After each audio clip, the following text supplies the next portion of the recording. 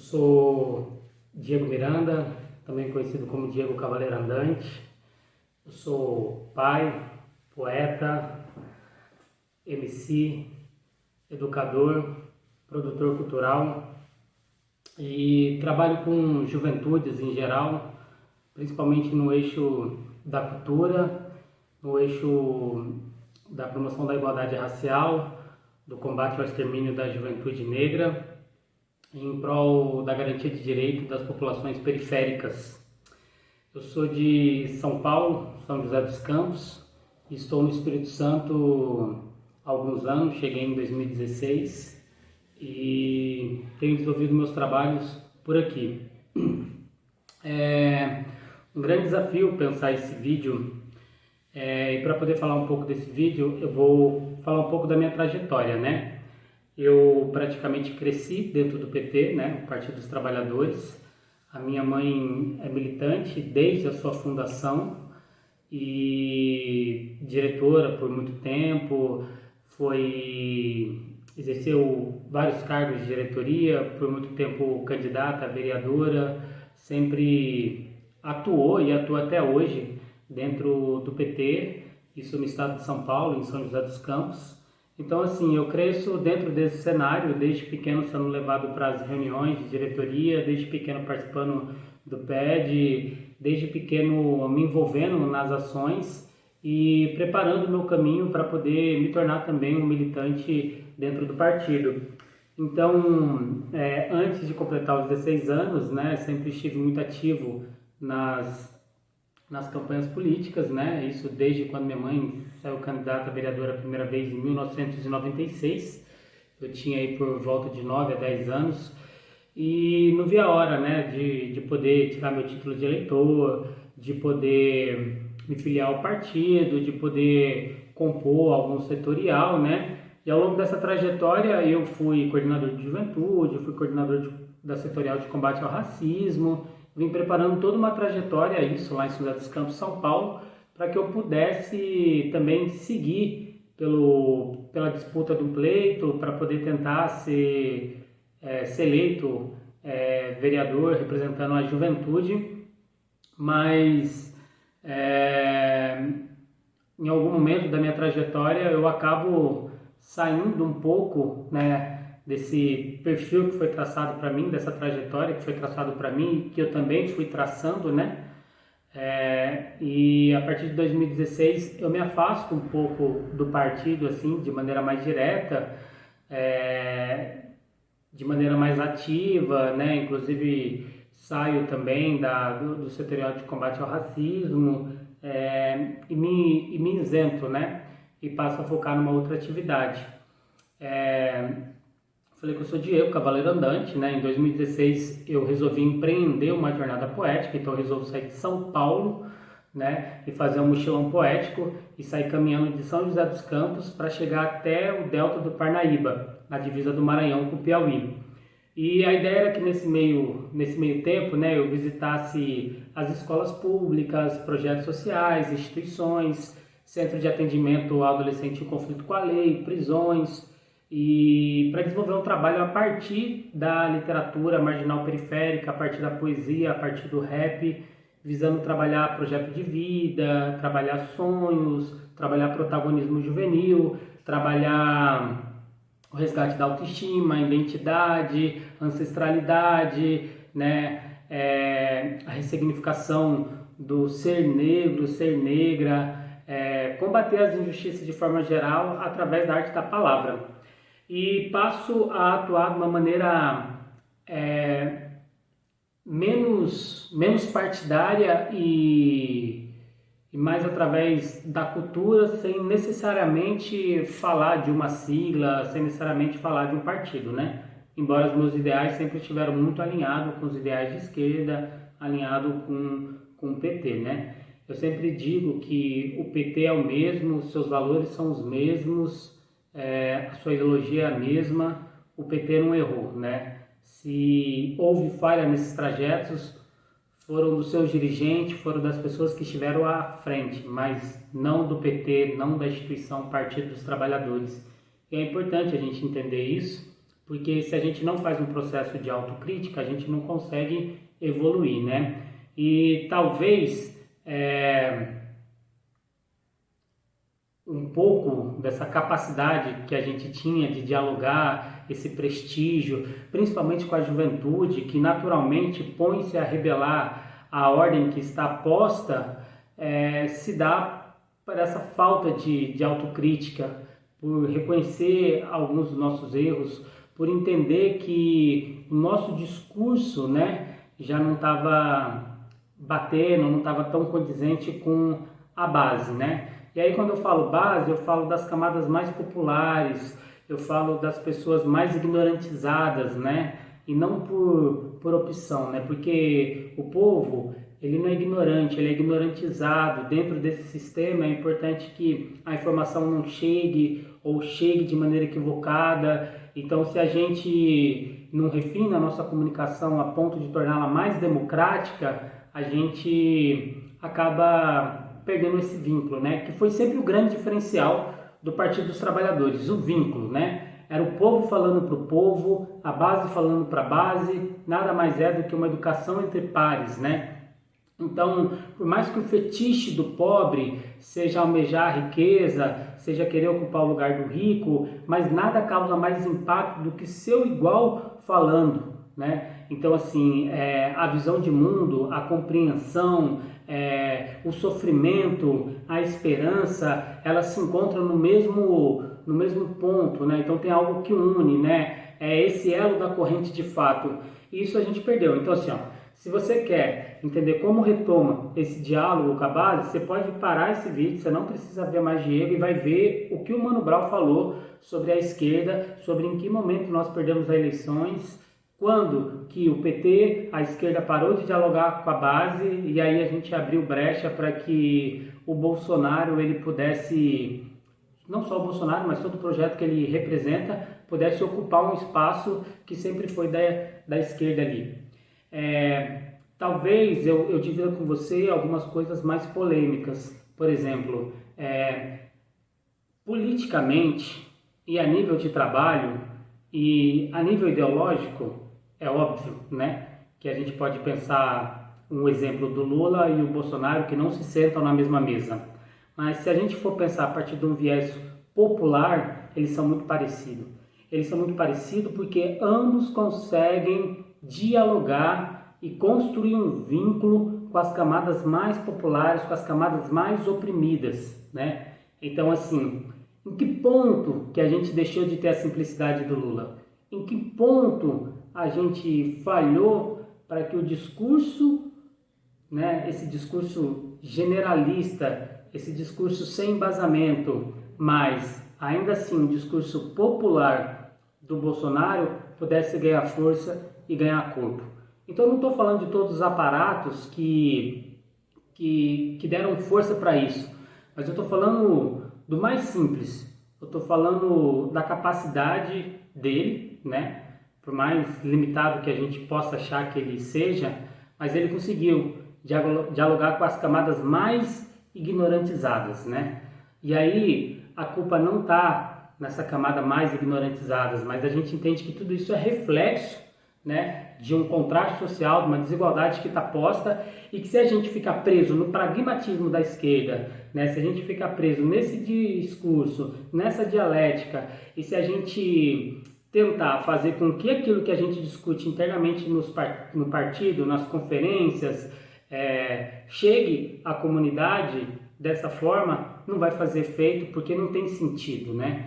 Eu, enquanto poeta, sempre falo que o poema só faz sentido quando é sentido. Então, assim, em algum momento, o nosso discurso deixou de fazer sentido. E aí eu falo do discurso mesmo, eu não falo das intenções, porque o nosso projeto político, eu realmente acredito que é o melhor, né? É o projeto que vai de encontro à população negra, é o projeto que vai de encontro às mulheres dentro de uma sociedade machista, é o projeto que vai de encontro aos periféricos, é um projeto que vai de encontro às minorias, que na verdade são as maiorias. Mas onde esse projeto deixou de fazer sentido?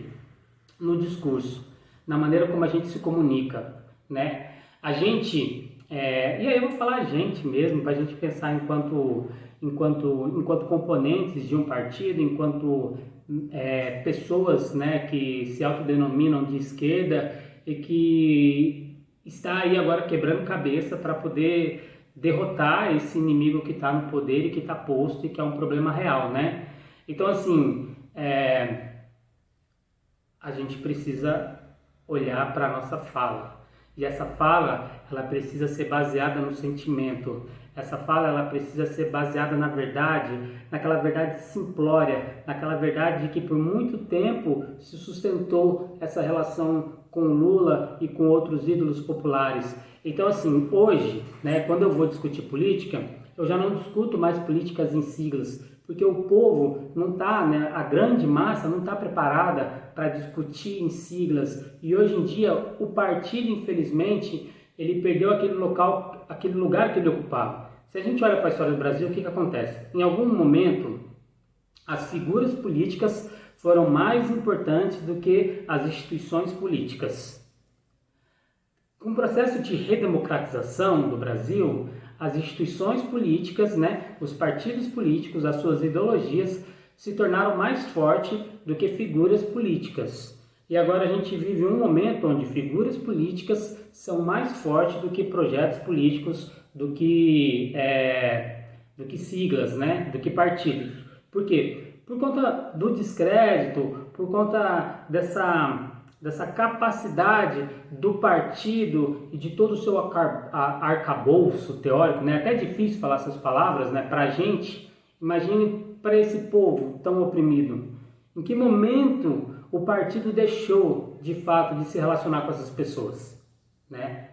E conforme a gente assume o poder em 2003, sem perceber, a gente lava as mãos, porque entendia que agora viveremos felizes para sempre, porque assumimos o governo e vamos trabalhar, quando na verdade deveria ser um momento de maior pressão popular para governar junto com o governo, para de fato a gente conseguir fazer as reformas. O que eu quero dizer é o seguinte, assim, que a gente relaxou, e nesse processo natural, porque a gente vem lutando há muitos anos, a gente foi mudando o discurso, mas esse discurso talvez ele tenha se tornado mais erudito, né? Então, não estou aqui para apontar os erros, para apontar as chagas, porque eu também não sou o senhor da verdade e também tenho muitos equívocos. Mas quando eu vou falar com essas pessoas, eu falo baseado na minha história de vida, eu falo baseado na minha trajetória. Só tem petralha, só tem ladrão. Eu imediatamente trago à tona o exemplo da minha mãe, que dedicou a vida inteira ao partido e nunca ganhou dinheiro algum, nunca recebeu nada de indevido, sabe? Pelo contrário, ela doou a saúde dela, ela doou o tempo dela, ela se privou de estar com os filhos em alguns momentos para poder estar com a comunidade, lutando pela comunidade. Então, é nisso que eu acredito. É nessa verdade olhando nos olhos. É menos teoria e mais vida cotidiana prática, sabe? É mais sofrência, é mais aquilo que a gente enfrenta junto, sabe? É a gasolina que não para de subir, é o arroz que está muito caro, sabe? É o quanto que a mãe precisa chorar para realizar um sonho do seu filho. Quantos sonhos são interrompidos por uma bala perdida, por uma violência policial, pelo descaso, pela falta de oportunidade, sabe? É nesse campo que a gente precisa estar alinhado. O nosso discurso, ele precisa estar alinhado com esse afeto, com essa vontade de mudança, com essa indignação. E dessa vez a gente tem um ponto favorável, porque a gente já viveu um momento muito melhor do que esse, né? Um momento muito melhor de desenvolvimento econômico, sabe? Em todos os aspectos, né? Esse desenvolvimento econômico, ele refletiu, né? De maior investimento em educação, de maior investimento em saúde, de maior investimento em cultura. Então, assim, por essa verdade que nos aflige e aflige as camadas mais populares, sabe? Isso que a gente sofre na pele. Amigo, eu sofro o que você sofre, eu não estaria aqui perdendo meu tempo, sabe? Se eu não acreditasse nisso, se eu não colocasse a minha vida nisso, se eu realmente não estivesse sendo afetado por isso, né? Para depois a gente fazer um processo também de rememorar tudo aquilo que foram conquistas, né? Com o governo Lula e com o governo Dilma. Então, a gente vai vencer essa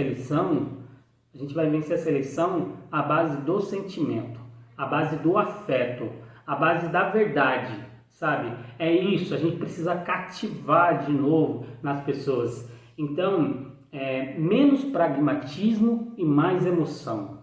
Menos teoria e mais prática. Mas que prática é essa, Diego? É a prática da fome, é a prática da desigualdade, é a prática que nos mata. A gente está cansado disso, entendeu? E aí a gente tem uma realidade de um governo que é omisso a isso.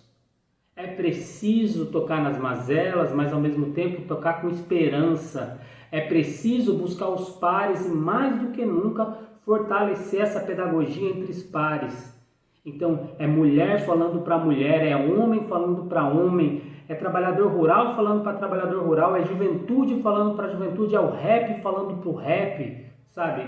É esse momento onde os iguais vão precisar se olhar e vão falar, estamos no mesmo barco, sabe? É o voto de confiança do igual, não do diferente no sentido do desigual, como eu, sei lá, sentado no conforto de uma cadeira, sabe, desfrutando de uma boa internet, de uma geladeira cheia, mesmo no cenário de crise, quero falar para um pobre que o PT, sabe, ou qualquer partido de esquerda é o melhor projeto político para poder vencer o Bolsonaro. Não.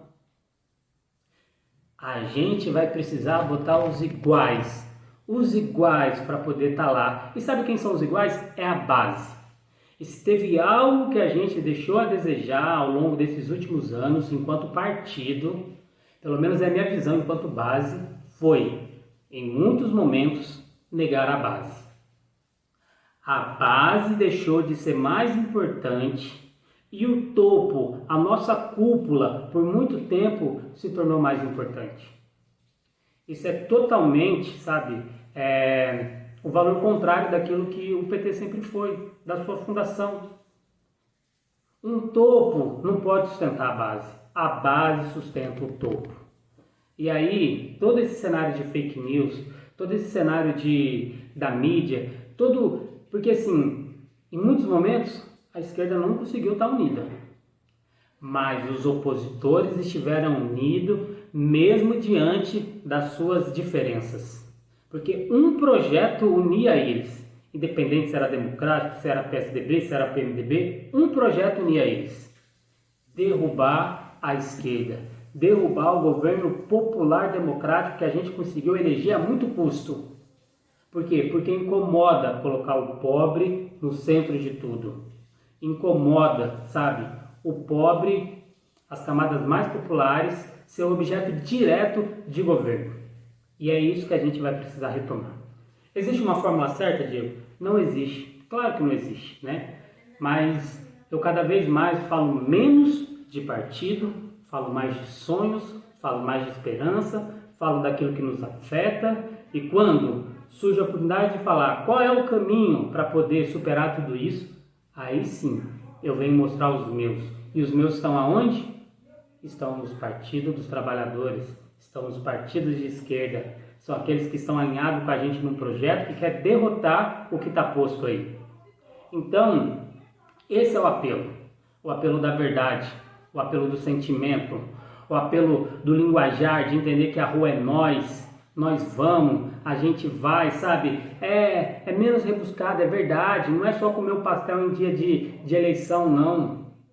É comungar com as periferias, com as comunidades, o perrengue que ela passa. E só pode comungar e só pode dividir quem vem de lá. Então, assim, os protagonistas desse pleito precisa ser a base. O caminho é pela base. Sempre foi assim. Se a gente em algum momento esqueceu, a gente precisa retomar. Mais uma vez eu vou dizer que eu não sou o dono da verdade, nem quero ser também. Isso é apenas o meu ponto de vista e a maneira como eu tenho conduzido o meu processo político, e é assim que eu tenho conversado com muitas pessoas. Porque se há uma moda hoje, a moda entre a juventude é não gostar de política, dessa política partidária, né, que passaram pra gente que é chato. Se há uma moda hoje, é uma perseguição também por parte de líderes religiosos, onde já endemonizaram a esquerda, né? Então, se há uma moda hoje, a primeiro momento, dizer não para o PT e para qualquer partido de esquerda. E eu não estou falando né? Porque isso não é consenso de quem está nas academias, nas universidades, quem está dentro de partido, não. Eu estou falando isso é lá do chão de fábrica, eu estou falando isso é lá dos barracos, eu estou falando isso é lá das periferias, entendeu? No primeiro momento, os ouvidos não estão dispostos a se abrir para conversar sobre isso. Mas se a gente chegar pela falta de carne, pelo salário baixo, pelos perrengues que a gente passa, aí sim os ouvidos começam a se abrir para poder, né, receber uma proposta de mudança. E aí sim a gente vai poder reapresentar não a nova política. A gente vai reapresentar a única política da qual a gente acredita, que é essa que a gente vem há anos se dedicando, que é essa que já fez diferença na nossa vida, na vida de milhões de brasileiros. Aí sim, a gente vai poder de novo mostrar esse caminho. E ao final dele poder falar, assim como o Lula falou na eleição de 2002, né, quando ele assumiu, a esperança venceu o medo. E ela vai vencer de novo. Ela vai vencer porque a nossa campanha vai ser baseada no amor. E só o amor pode ser o reflexo, pode ser a resposta, pode combater esse ódio que está imposto.